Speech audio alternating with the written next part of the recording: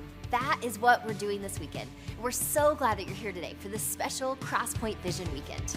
So if you're someone who calls Crosspoint home or you're just checking us out, want to hear more about what this place is about, stay tuned. We've got an exciting look ahead to where God is leading us. It's going to be part celebration, part behind-the-scenes storytelling, part vision for the future, and all inspiration. Hey, I'm Abby. We're so glad that you're here today. And before we jump into all of that, we'd love to connect with you. The best way to do that is to scan the QR code, take a moment, tell us about yourself. If there's any ways that we can serve you or pray with you, if it's your first time with us, let us know that, and we'll have a gift headed your way this week. All right, just a couple quick things I'd like to tell you about. First, next weekend, we'll be back to our teaching series, Stuff Jesus Made Up.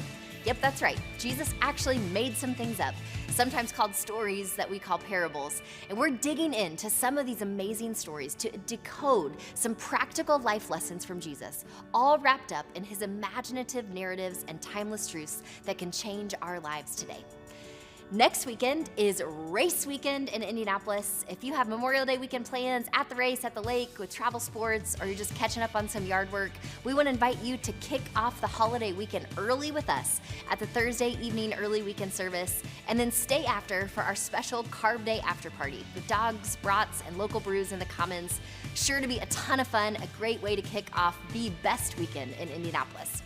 Then on Sunday, May 26th, we'll have an adjusted service schedule with just one service at 9 a.m. So make your plans now to connect with Crosspoint on this fun holiday weekend. And of course, you can always catch us right here online all week as well. One last one, Carpool Cinema is back right here on the Crosspoint campus Friday, June 14th for the drive-in movie Wonka. It's free, a great opportunity for you to invite some people to join you. So mark the calendar for this don't miss event. Bring the family, neighbors, make an evening out of it. The movie starts at dusk, and we cannot wait to see you at Carpool Cinema.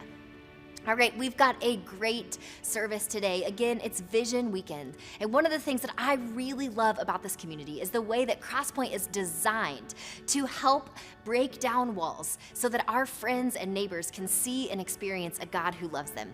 So to get a picture of what this looks like, take a look at Dave's story. I remember shortly before I was to get married to my wife, Jess, in 2012, I remember my now father-in-law, her dad, invited me to Perkins for a meal. At that time, I was nowhere close to faith. I had, kind of a backseat approach to faith. Like, hey, I'm just gonna it's not something that I'm focused on. I like that, I appreciate the good intentions of people in faith, but I've had, experiences with Christians that have been, I guess, unpleasant, didn't really pull me in. I'm like, well, if being a Christian means, being exclusive and being judgmental, then that's not what I'm really looking for. But back to Perkins, so my father-in-law, he kind of gave me the tough sell, like, hey, do you know about faith? Like, where are you at in faith? And I was kind of like, just kind of shrugged off, like, I've just seen, and experienced Christianity in a way that hasn't been inviting. So I don't feel like I've been, properly invited into faith. And he, I felt like he was giving me kind of like a salesy approach to it. Looking back on it, I respect it. And now as a father, like I see, that he had good intentions on that. I guess a couple years after we were married, Jess, my wife, wanted to explore going to church. When we came to Crosspoint, we were invited by my wife's colleague and friend, Trista Hurst, and her husband, Terry Hurst. They invited us to this church that they were going to, Crosspoint. And I was like, well, what's another one? And, we come in and the music is rocking and the band is rocking. And there's like a very appropriate, in my opinion, I'm kind of I'm really into music. There was an appropriate amount of distortion, and there were like, some rock and roll stuff from like, my heyday, the 90s that I would hear, 90s alt rock radio stuff. And I'm like, oh man, like, I didn't know churches did this. Like, what's going on here? And so that hooked me in. And then the message, like, reeled me in. So the message was welcoming for, people like me at the time, people that didn't have a relationship with God, people that, felt, burned by, religion, the religious community, the judgmental folks that, that carry this title of Christianity in a way that was, wasn't resonating with me. And for a long time, that was my opinion of, oh, Christians, yeah, those are people that are judgmental and people that aren't accepting unless you believe exactly how they believe. But then here's this message that I'm getting about just really practical things. I mean, it's like a TED Talk, just like practical things that you can, take into your life outside of church. You can take it into your home. You can take it into your office. You can take it into, whatever volunteer environment you're in, whether that's, in the church or like I coach, my daughter's soccer teams. So just really practical ways to just be a good steward to your community. And if you want to go deeper, like there's a path there. And that's where the message ties into Scripture in a way that, again, is welcoming. I hope that there are more churches like Crosspoint because, if there's more people like me out there, and there are probably a few, not exactly like me, we're all different, we're all unique, but, if there's a pathway for people to find faith and know God the way Crosspoint has helped me know God, like, yes.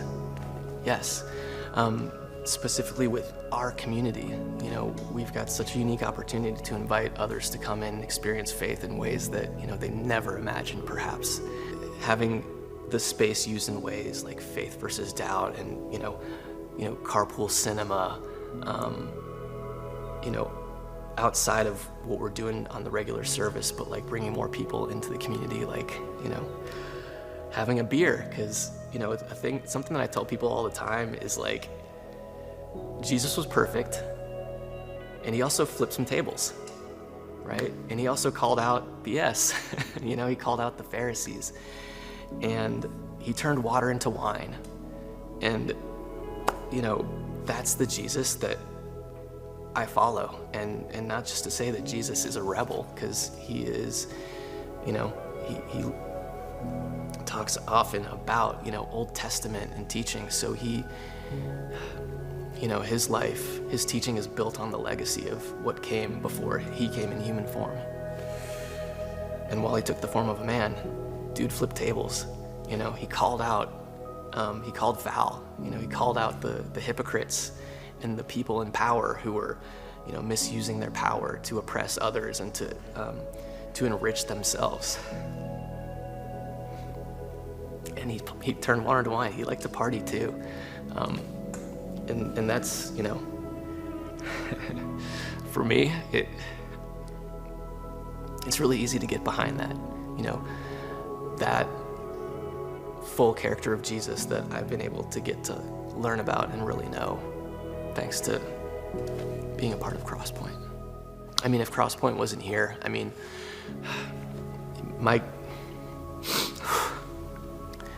if I didn't have Crosspoint in my life, I wouldn't be the husband and father that God is intending me to be. And I'm just so thankful for that. I have so much love for my daughters and for my wife. And Crosspoint has just shown me how to walk out my faith in a way that's, a blessing, not only to my community, but, certainly my, family, those that I care about the most and care for. So I don't know where I'd be without it. My daughters, they have an interest long-term, of course, in being volunteers at Crosspoint and continue to build the kingdom, and couldn't be more proud of that. So, all right, for real this time.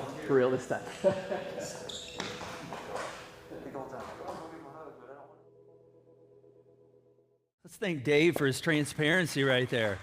Wow, I tell you what. And Dave's story really is at a bigger, level. It's a story arc of what Crosspoint has been about for 17 years. And, we're doing anything short of sinning to actually reach our friends, to go and help people see that there's a God who loves them. And this is really the story of God. I mean, when we look throughout the Bible, this is what we see, that God continues to call people to do aggressive things, to unusual things that haven't been done before. And so that's what we're going to be talking about this week. And we're going to be talking about how God wants to continue to use this place, how he is right now. Many of us are here as a result of that, how we're going to kind of dream on. Which, speaking of dream on, can we give it up for the band one more time? Morgan, Kyle, the whole crew. Man, I tell you what, that was amazing. And we're going to be dreaming this weekend. It's Crosspoint Vision Weekend 2024. Welcome to Crosspoint. My name's Curt. If you are a guest with us today, we're so glad you're here today. And you're going to kind of get a front row seat at what this place is about. And we're excited our online crew is joining us today. Let's make some noise for those joining us online across our city, our state, our nation, our world. Man, so good to have you joining us today. And we're going to be, celebrating. We're going to be, just kind of storytelling. We're going to be pulling the curtains back a bit. We're going to be talking about where we kind of feel God is leading us in this next season. And hopefully all of this is just really encouraging and inspiring. And then next week, we're going to get back to our series, Stuff Jesus Made Up, because we had a lot of fun with week one. We'll be back. And then, of course, it's race weekend and Memorial Day weekend, so a lot of fun stuff next weekend here.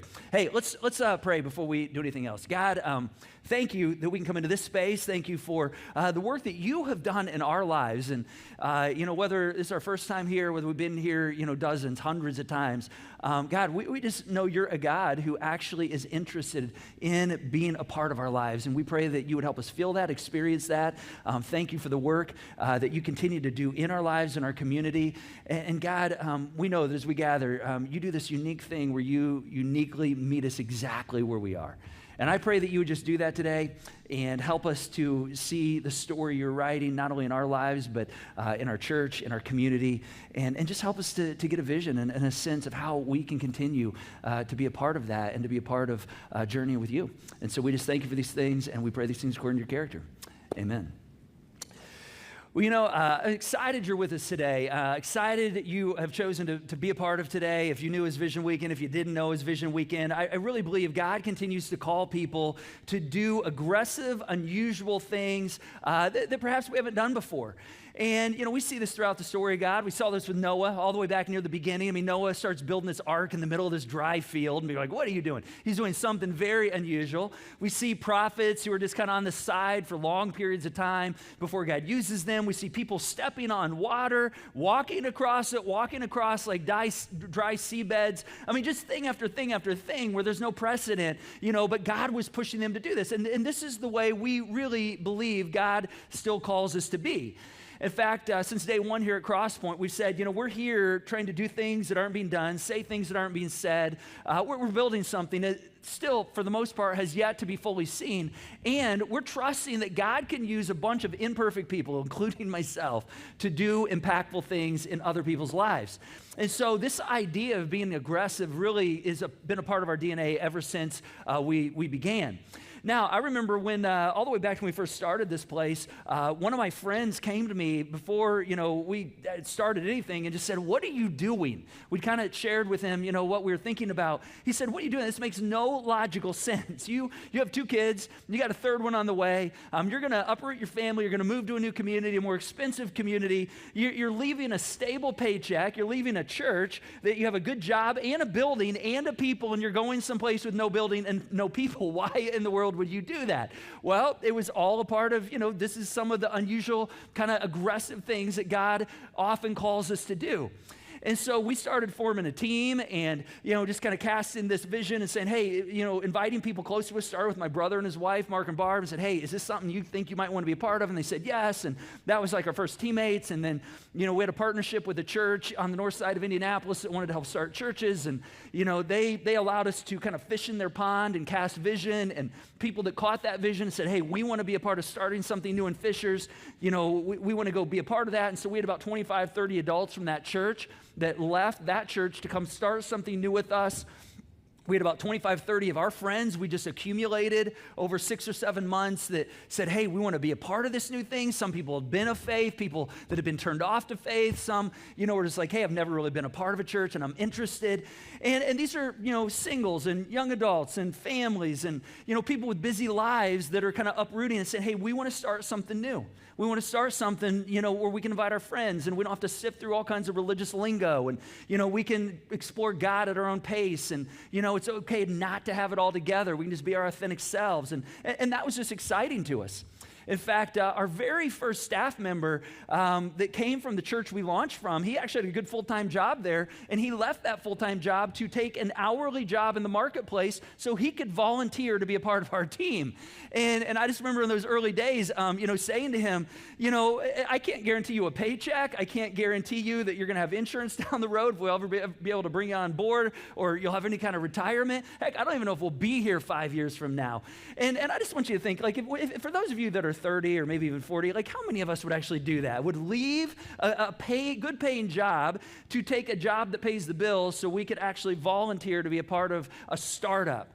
And yet that's what many people did, and this unique individual, PJ, did. It was very aggressive. And I'm just, it's been amazing. And the more of that spirit, the Spirit of God that is going through us today, I'm telling you, the stronger and stronger our future is going to be. Now, it wasn't just here in Fishers. A couple years after that, we actually said, hey, we want to help take what we do here to new places. And so we had a number of people from just north of us up in the Pendleton and Anderson community. And so we began to look for a pastor that might, start something up there, and eventually located one. His name was Chris, and he came on our team. And about, 9-10 months later, took another 25 people from our community up to Pendleton and started a brand new church up there. And that included our current creative director, Brad Brickley, who had just come to Crosspoint for the first time. Little young Brad Brickley is a college student. He came with his then girlfriend, now wife, Lauren, because Lauren's roommate was getting baptized. And I'll never forget meeting Brad right inside the front doors of Fall Creek Intermediate School where we were meeting at the time. And he said, man, it was good to be here. That band really rocks. And I'm like, oh, do you play music? He's like, yeah, but not like them. I'm like, oh, well, they would love to meet you. And he said, they don't have any time for people like me. I said, oh, they have time for you. And so, took him in to meet our band and worship team and worship leader. And what do you know? A week later, Brad's in the band. That's how aggressive, we were in the early days because, hey, we're building something. And Brad actually, about a year later went on to Catalyst, this church up in Pendleton, to be their worship leader for a number of years, and then eventually came back this way. And so these are just some of the crazy, crazy things. And people even said, hey, when we were sending people up there, they're like, that's crazy. Why would you do that? You're still meeting in a school, and you don't even have a home yet, and yet you're sending people out to start new churches, and you're barely a preschooler. You're like 3.5 years old. And they're like, it's like a preschooler having a baby. Now, don't get hung up on the imagery there, all right? Because but the principle was we just said, hey, we want to continue to be aggressive in creating spaces for people to experience God. That has always been a part of what Crosspoint's been about. I heard a story recently about a guy who went into a bar, which I know sounds like a really bad setup for a joke, right? This is not a joke. It's a true life story. A guy went into a bar, and while he's in the bar, he actually saw an alligator in an aquarium. And that wasn't the most amazing thing. It was actually that he talked about holding the alligator in the aquarium. And he had the same question I had. He was like, how in the world did you get this alligator in this little aquarium? And this thing must be like just born. I mean, for it to actually fit in here and him to be able to hold it. And he asked the bar owner, and the bar owner said, no, actually that alligator's been in there since birth, and it's well into its adult years now. And the guy said, how in the world is that true? And here's what the bar owner said. He said, well, we put it in there at birth, and when it's in the aquarium dictates how big the alligator gets. And the moment I heard that, I was like, boom, oh, wow, that was like a mind-blowing moment.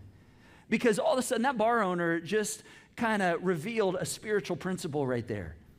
That the longer we stay in the aquarium, the longer we stay in the box that we know, the less big we become as people of faith. And it's amazing how we kind of grow into what we have. And so this weekend, as we talk about what's next and kind of where we feel like God's leading us, I want to get out of our aquarium a bit. I want to get our minds out of the aquarium, and we're going to talk a bit about where God's leading us. We're going to talk about some of the current challenges, some of the the opportunities that we have in that, and some of the stories that God is doing, and that we just continue to see, that we have the opportunity to be a part of. So just a couple, current realities as we think about kind of where we are and where we're going. And first, before I get into these, I just want you to know I'm so thankful for what I get to continue to be a part of and the ways we continue to see God work. And, if your life is like my life and if, just the stress of the last number of years, it's easy to focus on all the things that, aren't exactly the way we would want them to be. And yet, man, I step back and I'm like, I am just so overly grateful that what God is doing. So even in the midst of that gratefulness, though, that doesn't mean there are not obstacles. Now, obstacles are interesting because obstacles, really are opportunities. In fact, I love what, the greatest basketball player who ever lived said one day, Michael Jordan. I know some of you are really pissed because a few weeks ago I said it was actually LeBron James.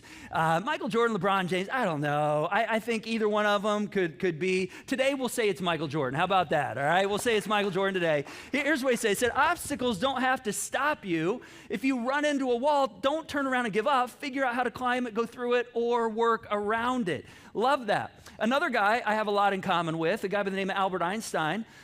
You're like, what in the world do you have in common with him? Well, it's his first phrase right here. He says, it's not that I'm so smart. That's me right there. He said, it's just that I stay with problems longer. When we come up against obstacles, we stay with them, we work them out, we figure them out. And so, obstacles have a way of forming us and opening us up to new realities. They help us get out of the aquarium, if you will. And so I want to talk about a few of those and how those are forming kind of where we see ourselves going. And so one of the realities that just, all churches in America are experiencing, and the stats just kind of keep coming in on this, is that, the landscape has changed, for faith over the last 4 years. Meaning, the COVID pandemic, created change, the social unrest, political unrest, all the things we've experienced, the rise of Christian nationalism in our country, which in my opinion isn't Christian at all. I mean, it's actually working against people, people like Dave saying, hey, I want to be a part of that. It's actually keeping people from, stepping foot into, churches and exploring faith. In fact, in some recent statistics in The Atlantic, there was a study done by the Public Religion Research Institute where they studied 5,600 adults, and they found that today 25% or more of Americans now identify as atheists, agnostic, or religiously unaffiliated. These are the religious or spiritual nones. And they even reported this is the highest level of non-religiosity in the history of this group polling individuals in our country. In fact, 2/3 of that number, of that 25%, grew up in somewhat religious homes, but they have just checked out and said, hey, we don't want to be a part of that at all. And just historically, when you look back, you go back into like the early mid 1900s, 1930s, 40s, 7 out of 10 Americans, associated with faith. You fast forward 40, 50 years to the 80s, again, 70% Americans, said, they still belong to a church, to a synagogue, to a mosque.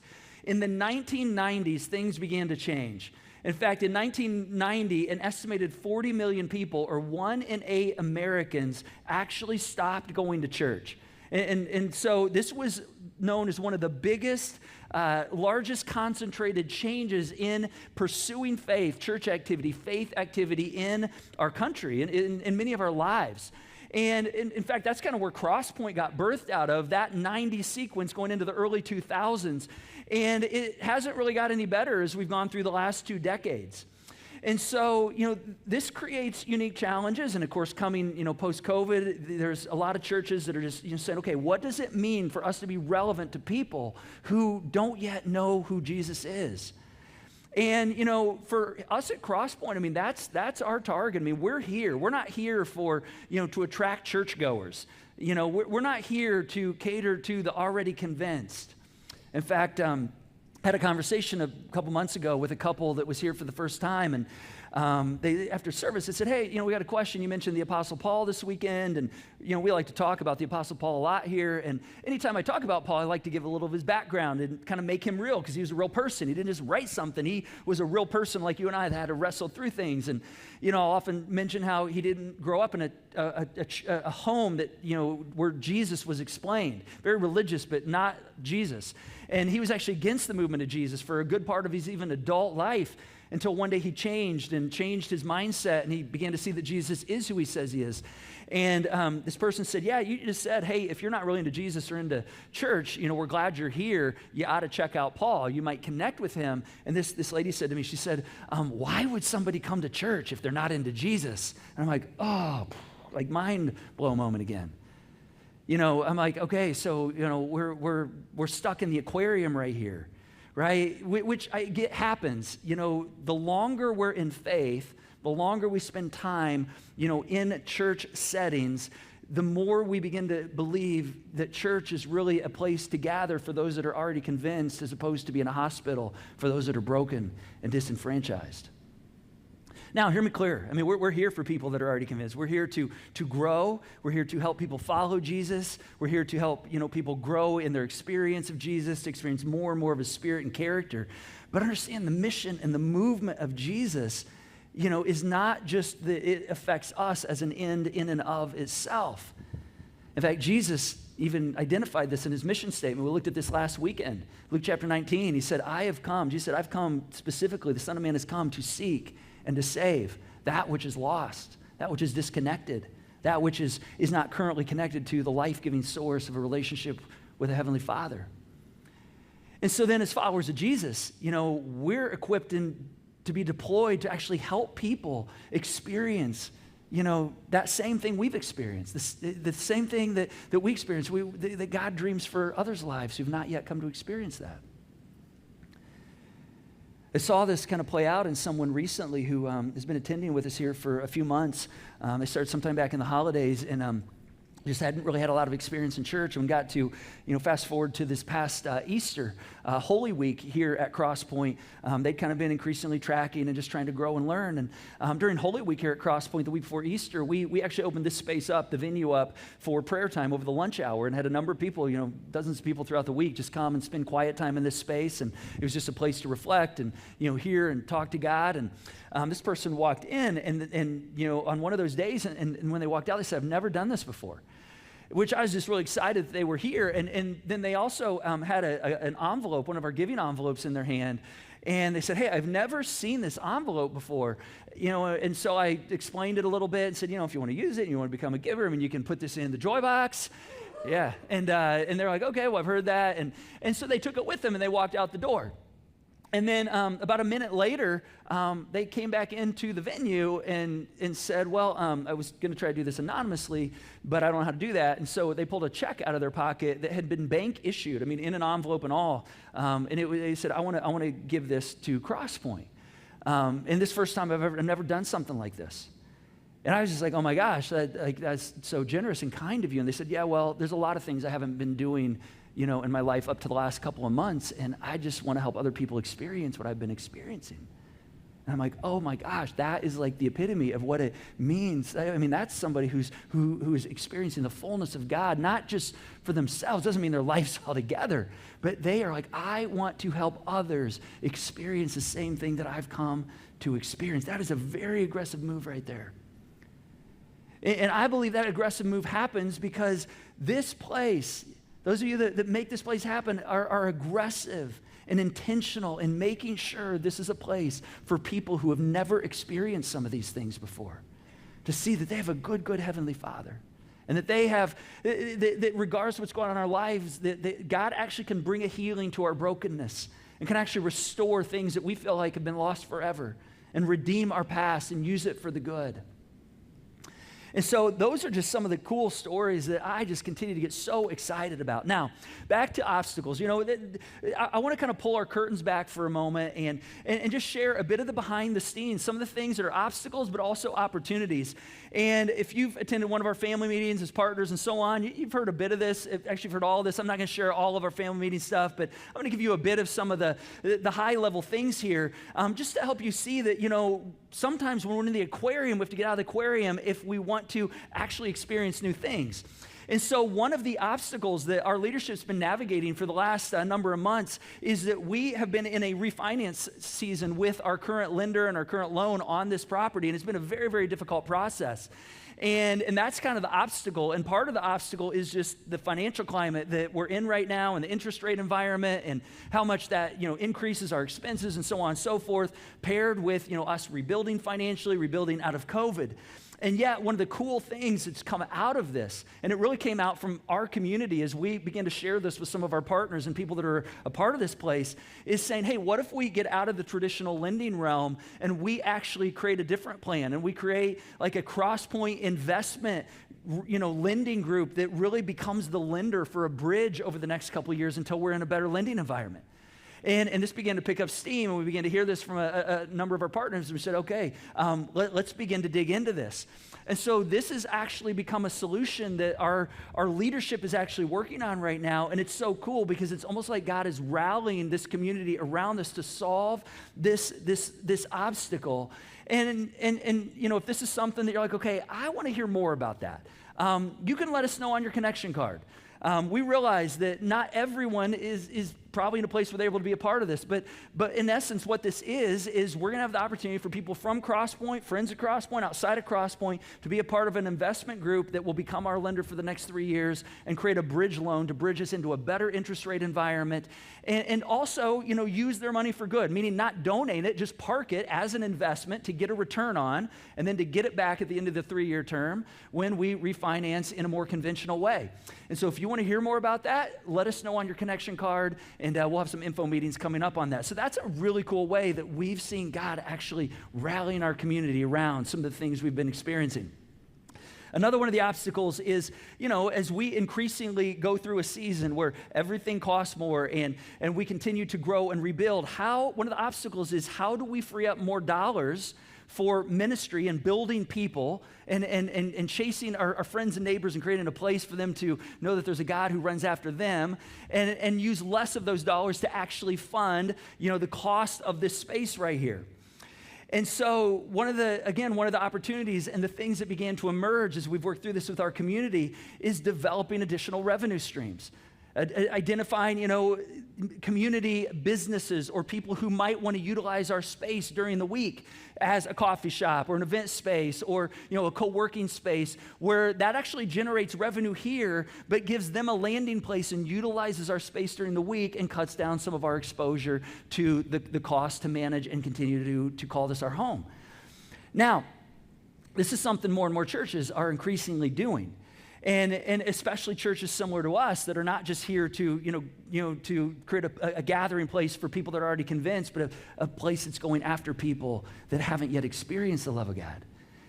And so logistically, this is something that begins to help offset expenses. Now, one of the cooler pieces of this is there's a double opportunity right here.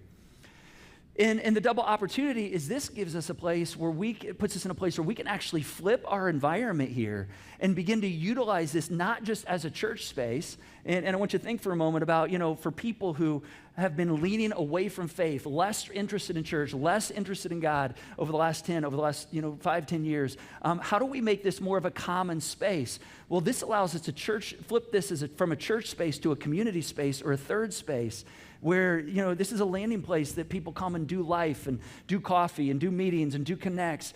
And oh yeah, there's also a church that meets here. Wow, that might be the kind of church that I could walk into. Now, I get really excited about this because when we first started Crosspoint, a really formative book for me was a book by Howard Schultz, which is the starter of Starbucks, and his book was Pour Your Heart Into It. And he talks about creating third spaces in our community, places beyond home, beyond work, where people can gather, relax, and talk. And so this becomes, a critical part of something that has always been a part of our DNA here at Crosspoint. How do we create spaces for people to come and say, hey, this is just a common, ordinary space where I connect, where I meet people, and oh wow, there's people of faith here. This might actually be the kind of place I could actually step into an environment and explore that. And so I just get really excited. Again, it's one of those things when you deal with challenges, you begin to see how opportunities emerge and how God rallies his people around these. And I'm telling you, it's been so cool to see kind of the aggressiveness with which our communities leaned into this, which is critical in this season. Now, I want you to know this is a rallying moment. And I was in the book of Exodus reading in the Old Testament a couple weeks ago, just in my daily study time, and there was really this passage that stood out to me because it was really a rallying moment where Moses is leading the nation of Israel out of slavery in Egypt, and he's trying to cultivate this trust in this community as God's taking them to a new place, getting them out of the aquarium, in a sense, to something new that they hadn't experienced before. And there was this moment as Moses was leading them that just jumped off the pages of me that kind of reminded me of this journey we're on, because I don't think some of the things we're navigating, working through are all logistical. I think God is actually spiritually forming us in this season. In fact, here's what happened with Moses. It says, so Moses went back and summoned the elders and the people and set before them all the words the Lord had commanded him to speak. And the people responded together, we will do everything the Lord has said. And so Moses brought their answers back to the Lord. It's almost like in this moment, God was evaluating their hearts. It's almost like God was like, hey, I just want to know, are they trusting me? Are they following me? Are they willing to follow me? Are they sensing what I'm doing? Are they sensing where I'm going? Or do they just want to continue to follow their own pursuits? You know, one of the really cool defining moments for me personally over the last number of months is, you know, as our leadership had been wrestling through just kind of like, what are our next steps and how do we continue to create this space for Crosspoint? And honestly, there are moments where we had to ask the question and just say, hey, you know, we've had a great run here at Crosspoint and a great 17-year, 16-year, history. And, the world's changed and life's changed and, people have changed and the spiritual landscape has changed. Is this still worth something? Is Crosspoint still have value in our community? And I just think, any leader at certain times, you have to wrestle with those questions. And it was something, our board, had to wrestle with as well. Like, what does that look like? And, what does that mean going forward? And we were in the midst of a meeting with our leaders and just kind of sensed we were at a moment to say, okay, God, what are you calling us to next? And we put a pause on our meeting and just said, okay, we want to sit and pray on this for a bit. And as we all left that meeting, we spent some time over a weekend praying. And as I went home and talked to my wife, I was just like, we're trying to discern next steps. And we're just trying to be really honest, like, hey, this is hard work. And yet we see these stories of what God's doing. And yet, are we continuing to follow God's heart on this? And perhaps, we've had a good run. What does that look like? If maybe this is the end. Maybe we've come to the end of the road, and that's probably partly my kind of insecurity at times. And I can't tell you how over the next few weeks, I just had moment after moment where people would come up to me and they'd be like, Curt, I can't tell, kind of like Dave Evans in his video there, I can't tell you how much Crosspoint's meant to me, and I can't tell you what happened when we're here. And real quickly, we really got a clear sense that, hey, there is a need. People need a landing place that don't have a spiritual background, that don't have a place to grow and connect. And so, my wife and I just started going through, all the people in our lives that, we're like, man, these people are really here because of who Crosspoint is. And here's the people that I haven't even stepped into Crosspoint yet. And here are the people in our lives that we've invited and we hope one day will make their way to God. And just really kind of started to rally and say, yeah, this is something that God is clearly leading us to, because that's where our leadership was kind of saying, what's next? And we went home that night. And, it was about 9:30 at night. We sat down with our kids, and we wanted to watch a movie. And so we said, hey, what do we want to watch? And nobody could come up with anything new. So we have about 6 movies on repeat that we watch in our house. And so they picked one of these. And these movies are Father of the Bride 1 and 2, Parent Trap, the Lindsay Lohan version, in case you're wondering, and then Crazy Rich Asians. And we've watched each of those in the last month. And The Internship, which is why you see so many clips from The Internship. And then Top Gun Maverick. And so one of my daughters was like, hey, let's watch Top Gun Maverick. And so we're like, all right, game on. We'll watch Top Gun Maverick. And so we put it on. And how many of us have seen Top Gun Maverick? Just make some noise. Let me hear from you if you've seen it. Okay, most of you. All right, so if you haven't seen it, I am so sorry because I'm going to spoil a bit of it. But that's on you because it's been out for a year and you haven't seen it yet, okay? So we're watching this movie, and right at the beginning, there's this moment where Tom Cruise, Maverick, he's supposed to do a test for a demo, a plane that they're trying to, put in, they're testing out to put into circulation in the Navy. And so he's showing up for the next benchmark in the test. They have to hit Mach 9 that day. And so he drives into the hangar of the test, where the test is going to start, and his whole crew's standing there as he pulls in, and they're all kind of standing there with their heads down and dejected. And he looks at him, he's like, hey guys, what's going on? We're doing a test today, let's go. And they kind of lift their heads, they say, well, the program's getting shut down. The admiral's on his way, he wants to take the funds, do something else with it. And Maverick just kind of looked around at his crew and he said, yeah, but he's not here yet. And I'm like, oh, all right. And so, we've seen this movie like 20 times, but I always get goosebumps in that moment. So, they get excited and they kind of start getting him all prepped to get in the cockpit. And, he's got to get his oxygen levels up and get him suited up and in the cockpit. And so they get him all ready and he's out on the tarmac ready to take off for this test. And all of a sudden the Admiral Kane shows up at the gate. And they radio to him. They say, hey, the Admiral just showed up in person. We know what happens to you if you go through with this. And he looks and pauses for a moment. He says, yeah, and I know what happens to all of you if I don't. And in that moment, I'm like, game on. I'm like, this is why we do what we do here at Crosspoint.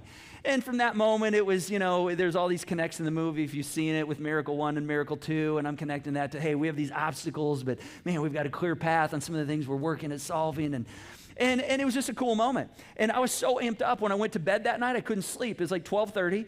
And the next morning, I had a call with one of our board members who couldn't finish the meeting with us. Said, hey, I just want to catch up and kind of see what I need to do to prepare for an expedience. We were talking, and I just shared a little with him. And he's like, Curt, have you seen Top Gun Maverick lately? I'm like, are you kidding me? I just got done like 6 hours ago. He's like, yeah, Miracle 1, Miracle 2. I'm like, I know. And it was just this cool converging moment. I've always said God speaks to us through movies. It's why we do At the Movies every year. Because God uses things in our culture to show us and to help reveal like where we're going and what we're doing. And so that was a really pivotal moment of saying, hey, this is why we do what we do. And obstacles don't slow us down. They're just opportunities for us to get out of the aquarium. And so why do we do that? Why do we run after these things? Well, I want you to hear another story because it's people like Shelley that remind us of why we continue to do this. Here's her story. So I moved to Indianapolis after veterinary school, and I'm the only one here of my family. My family's still back in Oklahoma and Texas.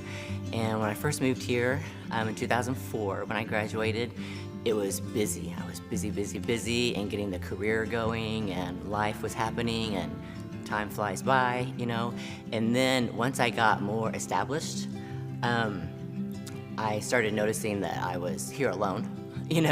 My family is still back in Oklahoma and Texas, and it's just me and the dogs here. And so I never felt that or recognized that consciously until I got more settled, in my life, and I wasn't on the go all the time. And so that made me feel like I was missing something, I had always wanted to connect with the church here, and I did for a little while back and forth, but I never had one that stuck with me. It just never felt right. But I did feel like that was one thing that was missing in my life, was to have a community, be part of a community and part of a church life, have a church life. So I started watching online various churches around the area, and I would watch services a few times for each one, and I'd move on and watch another and another, and I started watching Crosspoint around the holidays. So Starting Point, my first time in the building overall was Starting Point, and I had, watching online, I had noticed some of the activities that were going on, and that was one of them, and that one seemed to fit me perfectly, and it helped me start kind of at the beginning, at the start again. And so that was when I first came. There were a couple of people in the class, and it went well. Abby was great, and the people that I met were really nice, and I felt comfortable. I never felt like I had previously in some of the other places, I didn't feel restricted, and I felt like I could be myself. and I didn't feel judged, and that was all very different, and that's one of the reasons I kept coming back to Starting Point, and it was an 8-week venture, and it was great. When it was over, I think we were all a little disappointed that it was over, and so that is what finally, I guess, ultimately led me to start coming in person to the services instead of only doing them online. I continue to return, whether it's online or in person, depending on what work is at that point, because I do feel like I'm filling a void in my life that I had before. I mentioned I originally started watching because I felt like something was missing, and throughout my whole life, even though it's been very busy, I've always kind of felt like I was missing this part of my life, and so I continue to come back because I do feel like I'm filling that void, and I'm learning about something that I've always wanted to learn about, but I never had the opportunity to learn it in the way that would work for me, because my previous experiences, when I would listen to the pastor or try to go to a class, it just didn't click, and I didn't feel comfortable, and it didn't really make sense to me. And so Starting Point was more of a conversation, that we could have with each other, and thankfully there was a book because I love to read, and so that helped a lot. But I think that I continue to come back for one, again, I can be myself, I feel supported, and I am starting to feel like part of a community, that I had not before. And so that's a good feeling, to have that community around you that you've never had before. How cool is that? How cool is Shelly's story? I tell you what, man, it feels good to have a community around you've never had before. Guess what? That's something you guys fight for. Give yourselves a hand on that. That is this community aggressively fighting, and she represents dozens, hundreds of people in the same story. They're like, hey, there's something I experience here. It reminds me of something the Apostle Paul says in Romans 10. He says, but how can they call on him to save them unless they believe in him? And how can they believe in him if they've never heard about him? How can they hear about him unless someone tells them? How will anyone go and tell them without being sent? That's why the scriptures say, how beautiful are the feet of the messengers who bring the good news. See, I believe God thinks our feet are beautiful because, we're doing anything short of sinning to actually break down walls so people can actually see him. They can be found by him. That they can actually experience his goodness. And let me tell you something, that's not our story, that's God's story right there. That's one of the things God is doing. He directs us. He says, hey, I don't want you just hanging out with people that are already convinced. I don't want you just getting together praying for your friends that you already know. I don't want you just, building each other up as moms and dads and husbands and wives and employees and so on. Those are all things we do. We're going to continue to do that. But he directs us to do the one thing that we have to do that has eternal ramifications. And all of the rest of this is futile if we're not running after our friends and our neighbors. And that's what we do here. That's what we do. So I want to walk us through just a few next steps and a couple things that I want us to just think about as we kind of land this. Go ahead and take out your connection card, and there's another card with that says volunteer opportunities. Just take both of those out. You may or may not interact with both of these, but I want you to take your connection card. On the back are some next steps today, and this is a day where I really hope all of us will say, okay, what is my one next step I'm taking today? All right, maybe not be taking any more than one, but what's the one thing I'm doing? Now, if you're a guest with us this weekend or it's your second time, really the only next step I want to ask you to consider is to come back next weekend. All right, next weekend we're getting back to our series, Stuff Jesus Made Up. We would love to see you next weekend. Now, for the rest of us who call Crosspoint home, a couple next steps. I want to ask you to just think about what's God saying to me in terms of where we are, where we're going, the future he's leading us to. And the first one here, as I shared about this Crosspoint Investment Lending Group, if that's something you're like, wow, that's something I want to know more about, I'd like to find more about, I might be interested in that. I just want you to mark on your card that you'd like to know more about that. You'd like to receive information on that. We're going to have some info sessions coming up here in a couple weeks where you can hear what that looks like, how to be a part of that, and the opportunity there. Now, I want to be really clear, that's not for everybody, but for some of us, God may, even in this setting, be saying, hey, that's something that I may want you to park some capital that you have and make a return on your investment and do good with that in order to help Crosspoint Bridge bridge this next 3-year gap. Again, not for everybody, but if that's something God's putting in your heart, let us know that. We'll keep you in the loop. Now, a few ways, week in, week out, for all of us that call Crosspoint home, I just want you to think, what does it look like for me to be running after God in the same direction God's running, be a part of what he's doing? One of the first, the next things, number 3 right here, is to become a giver. And if this is your home and you're not currently a giver, I just think everybody should have some strategy or plan on how they are financially investing in the church that's investing in them. And for many of you, you're already a giver, and I just want to say thank you for that. And so for others of us that haven't taken that step, maybe this weekend's the time we say, hey, I want to be a part of that. And you know, the greatest thing about that is when we hear stories like Shelly's story and Dave's story, you go, oh my gosh, I'm actually tied into that story. God is using me to help write those stories into eternity in those people's lives. And so maybe that's the next step for you this weekend. Another step around here that's really big, that makes this place go, is becoming a volunteer, joining a volunteer team. Now, again, many of us volunteer around here. You're on a team somewhere. If you are not and you call Crosspoint home, I think all of us need a place where we can say, hey, I'm somehow tied in to being a part of volunteering and making good things happen for people around this place. That's how God moves the kingdom forward. And if you want to know what that looks like, just look around. Where there's activity, where you see people doing things, bringing energy here in the back, running cameras, welcoming people, brewing coffee, sitting with kids on weekends. Those are all the places that are volunteers every single weekend that are helping people experience the goodness of God. And so if you know, you're kind of like, hey, Curt, like I'm a maximizer. I want to know where I can have maximum impact. Where is that? I will always tell you every single time that's with kids and students. Every team around here has a great opportunity. Kids and students are places, if you're a maximum impact person, every single weekend, there are people that build in and build the next generation and their faith as we help that generation take faith forward. And I can tell you right now, there's 10, 12 roles right now immediately in our kids and student environments that if those aren't filled in the next few weeks, then we're going to have certain environments that aren't going to be open over certain months in the summer. It's just the reality of it. Takes, you know, people saying, hey, I want to be God's hands and feet and be a change maker.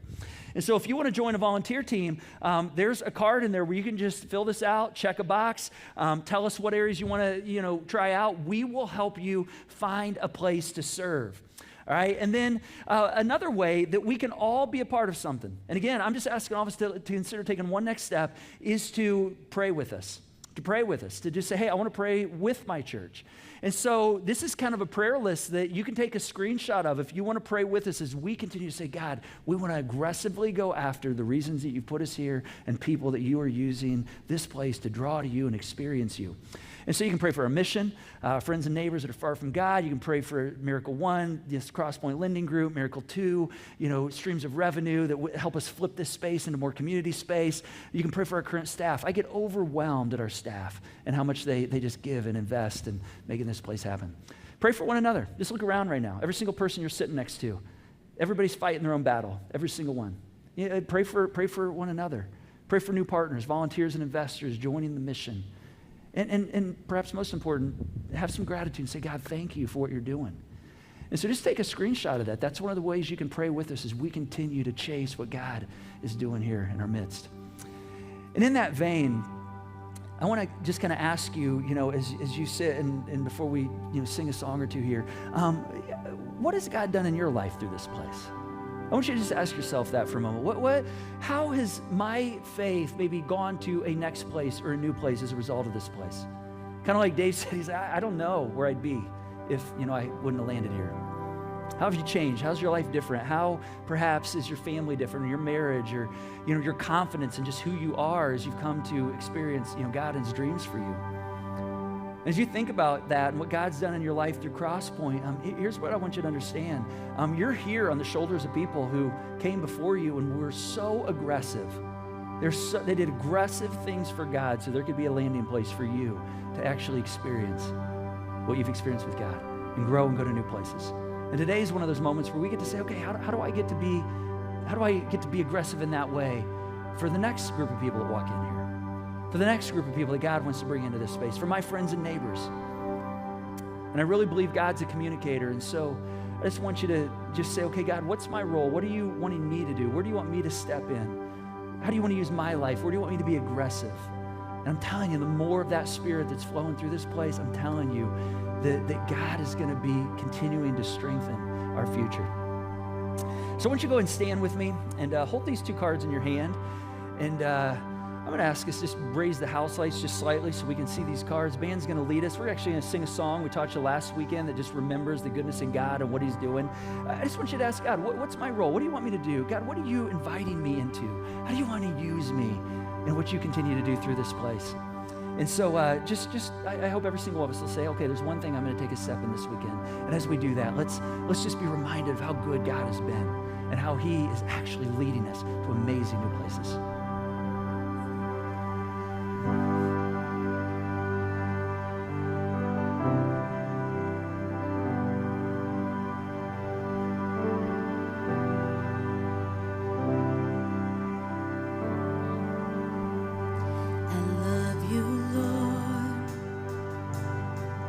Oh, your mercy never fails me. All my days I've been held in your hands. From the moment that I wake up until I lay my head, I will sing of the goodness of God. And all my life you have been faithful.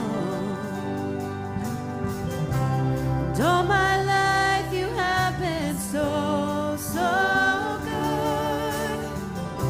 With every breath that I am able, I will sing of the goodness of God.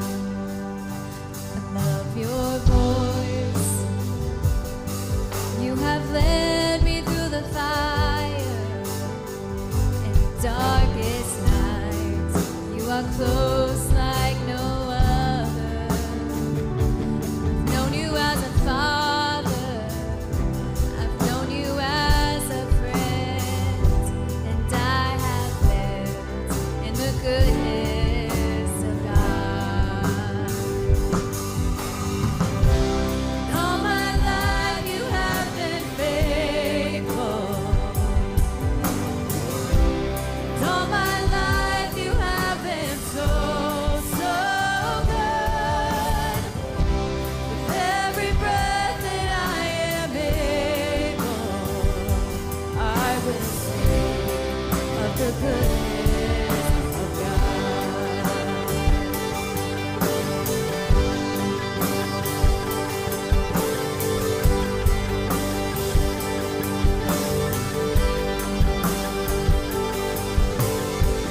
Your goodness is running after, it's running after me.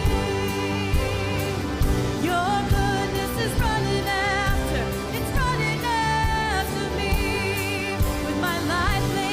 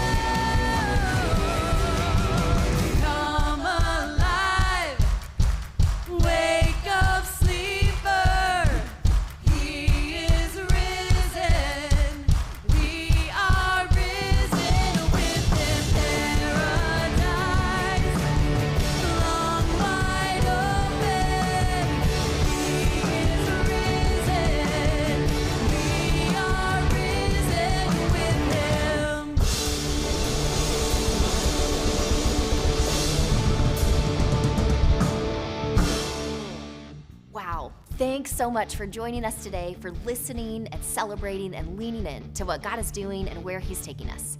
Be sure to send your connection card so that we can help you be a part of what God is doing around this place. So exciting. Now, if there's something going on in your life today that you would like someone to pray with you, you can text the keyword need prayer to 317-834-7373, and we'll be in touch with you very soon. If you're a giver here at Crosspoint, I want to say thank you for your generosity through the Joy Box. And if you're not a giver but you'd like to become one, you can donate at this QR code or through the Give button. And know that stories like the ones you've heard today, people like Shelly and Dave, they represent hundreds and hundreds of other stories just like theirs.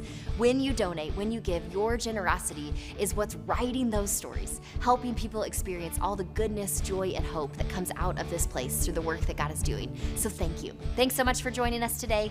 We can't wait to see you next time for Stuff Jesus Made Up.